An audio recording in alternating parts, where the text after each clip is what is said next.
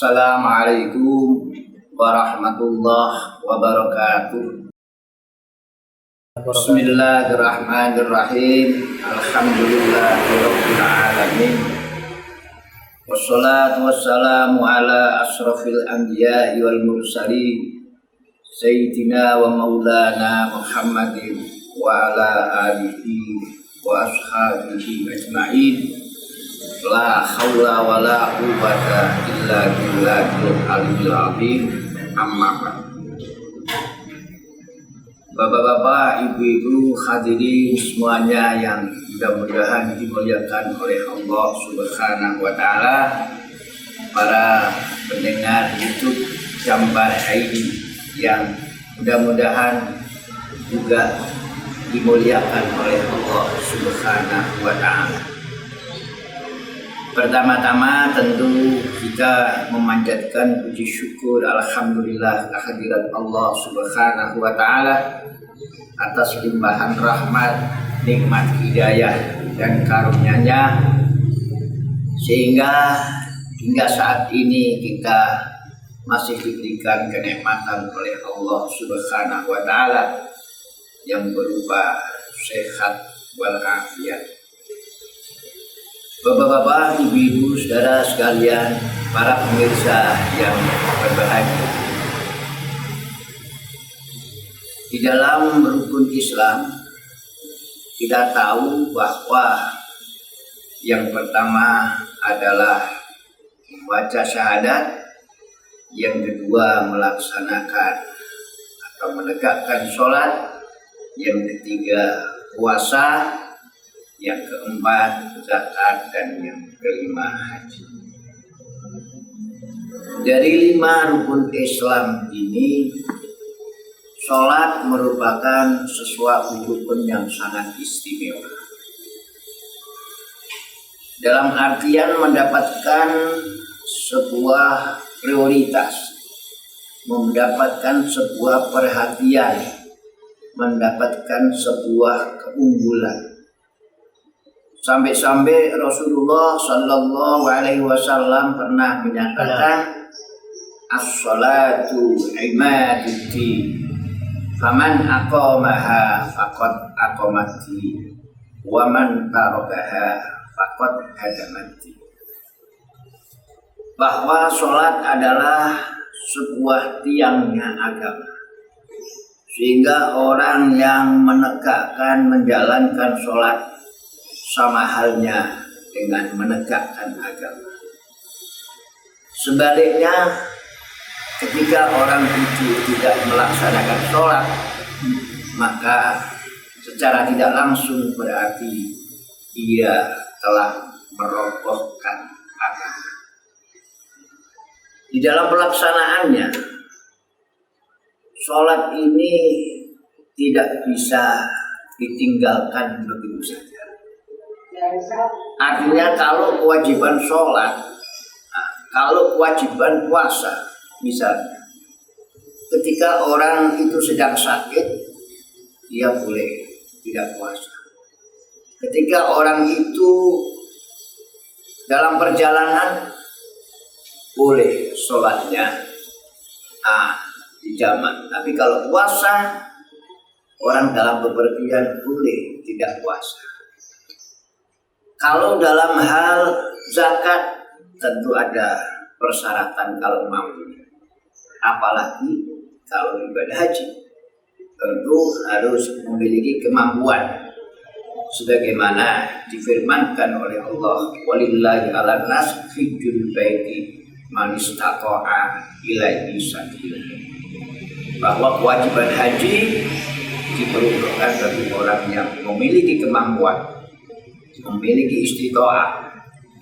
Tetapi kalau sholat, saudara-saudara sekalian, baik dia dalam keadaan apapun, ketika mukim atau di perjalanan, ketika sehat ataupun sakit, dia tetap berkewajiban melaksanakan sholat. Saking pentingnya sholat, sampai-sampai ada sebuah hadis Al-Kamakal yang mengatakan, awwalu ma yuhasabu yaumal qiyamah as-shalah. Idza saluhat saluha sairu amal wa idza fasada sairu amal. Bahwa kelak di kemudian hari jika manusia sudah meninggal menghadap kepada Allah Subhanahu wa taala, maka yang pertama kali akan dipertanyakan, yang pertama kali akan dihisab oleh Allah Subhanahu wa taala adalah sholat. Kalau sholatnya seseorang itu baik, insya Allah amalan-amalan yang lain akan menjadi baik. Tetapi sebaliknya, ketika sholatnya itu tidak baik, sholatnya itu yakna, sholatnya itu tidak jelas, maka amalan-amalan yang lain pun menjadi tidak jelas. Berangkat dari itu semua, maka menunjukkan betapa pentingnya ibadah sholat. Oleh karena itu, bapak-bapak, ibu-ibu sekalian yang saya hormati, agar supaya kita bisa melaksanakan sholat dengan baik, agar supaya sholat kita itu benar, tentu kita harus tahu tentang hal-hal yang berkaitan dengan sholat.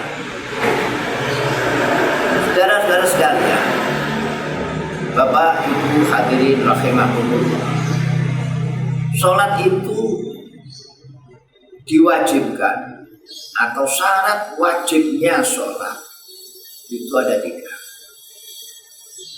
Yang pertama adalah al-Islam, orang Islam atau orang yang beragama Islam.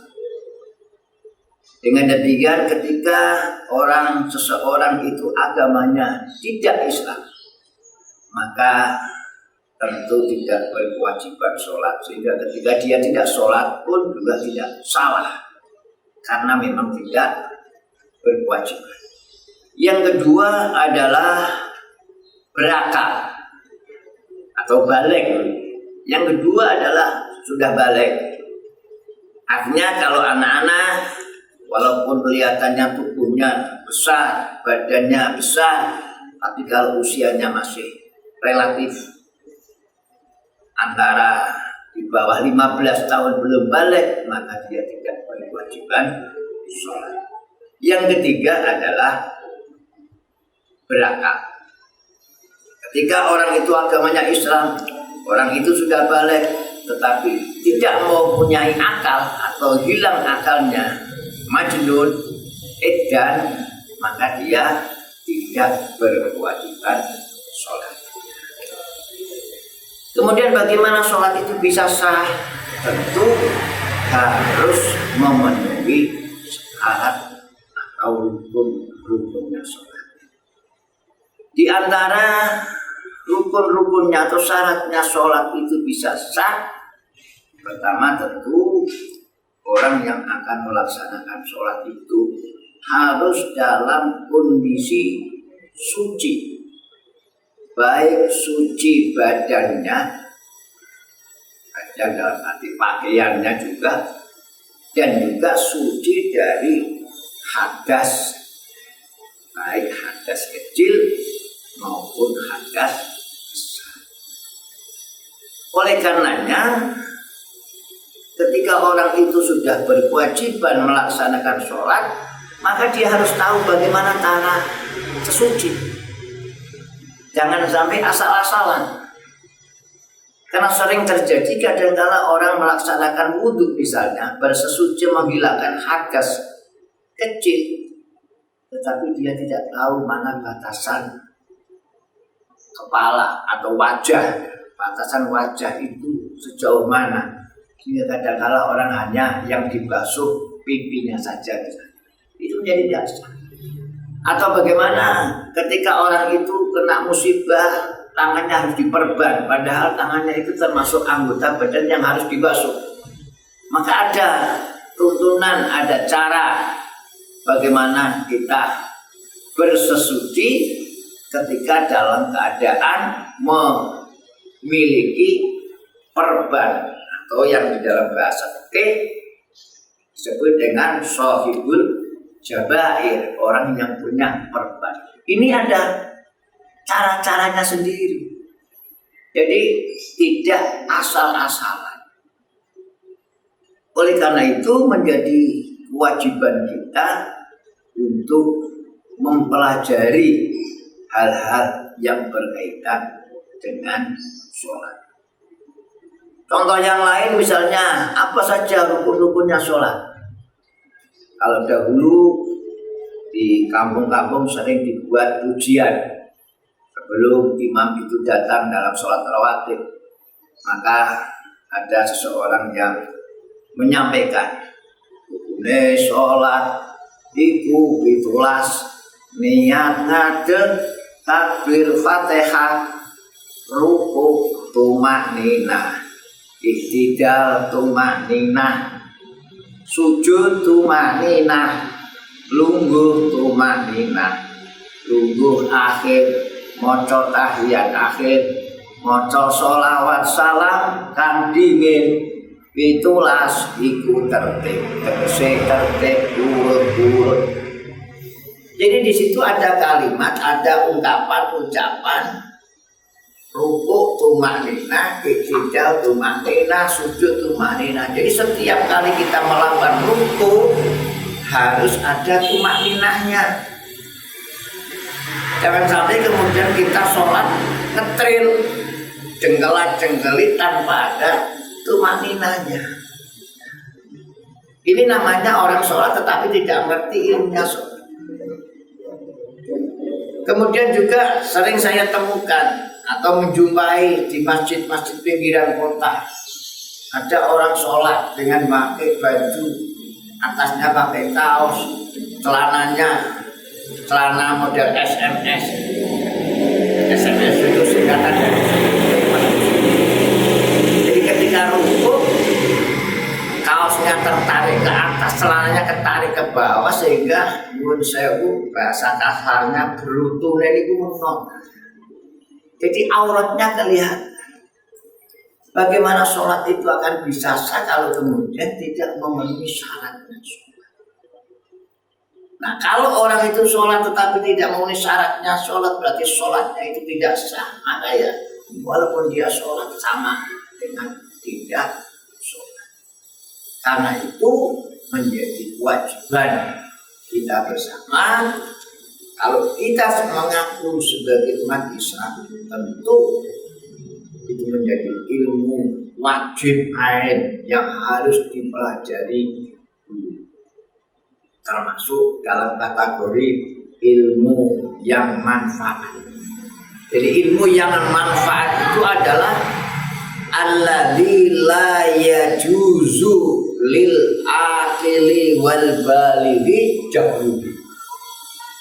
Yang namanya ilmu yang manfaat itu ilmu di mana tidak diperbolehkan bagi orang yang sudah berakal, orang yang sudah balik tidak tahu.